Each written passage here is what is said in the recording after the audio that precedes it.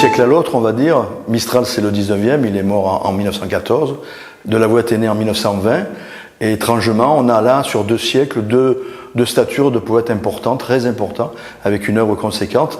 Et il nous paraissait intéressant de les confronter à travers leurs écrits, à travers la pensée. Et surtout, il y avait de la part de Delavouette un regard critique sur Mistral. Mistral qu'il considère comme quelqu'un, je dirais, hors du commun. Hors du commun par rapport à ce que les gens connaissent de lui, c'est-à-dire peut-être un côté un peu folklorique, un peu désuet, alors que c'est une œuvre très importante et d'une grande modernité. Alors, Max-Philippe Delavouette, on a, avec René Moucadel, préparé l'exposition pour Mayan, et on a sélectionné un certain nombre de thèmes, une dizaine de thèmes, pour essayer de confronter leurs écrits, de confronter, disons,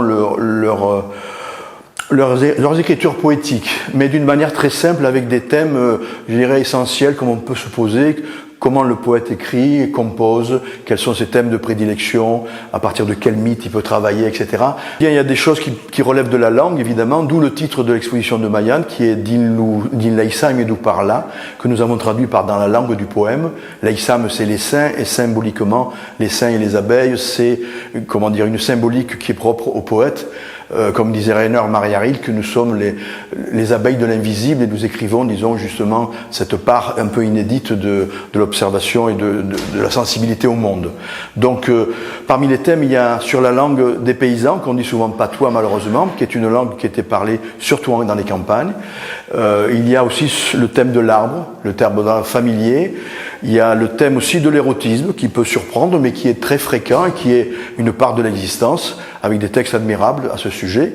Et on pense à l'Anglore, qui est le personnage féminin du poème du Rhône de Mistral, qui descend dans l'eau, qui prend le bain. Oui, mais les autres thèmes, il y a par exemple le thème de la cigale, où Delavouette se montre très critique, de façon discrète, mais ceux qui comprennent le sens des choses voient bien où il veut aller. C'est la critique d'un Mistral trop folklorique, d'un Mistral qui a donné une image de la Provence et des Provençaux et de la langue assez caricaturale, d'une certaine façon, même si l'œuvre est admirable, et Delavouette reconnaît la grandeur de l'œuvre, mais il reconnaît aussi, il regrette ce côté un peu folklorique de Mistral.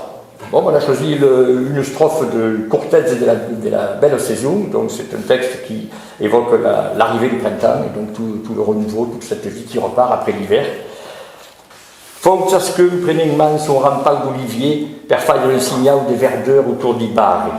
Siam preste, en cabeçal item des cativiers, siam un jour que trouvant nos corps nouvellari, que se cresian d'aguer perdeux, ma veuille tout elenco, tournant son rendeux.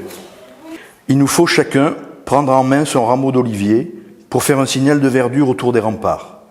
Nous sommes prêts. On chavirait les temps de malheur. Nous voici au jour où nous retrouvons nos cœurs naïfs que nous croyions avoir perdus, mais aujourd'hui, subitement, ils nous sont rendus. Pour cette belle exposition, ainsi que le centre du Max-Philippe Delavouette pour avoir organisé cette belle exposition. Et avant de laisser la parole à René, il y aura une émission consacrée à Delavouette sur Vaki, sur France 3, le 26 septembre à 10h40.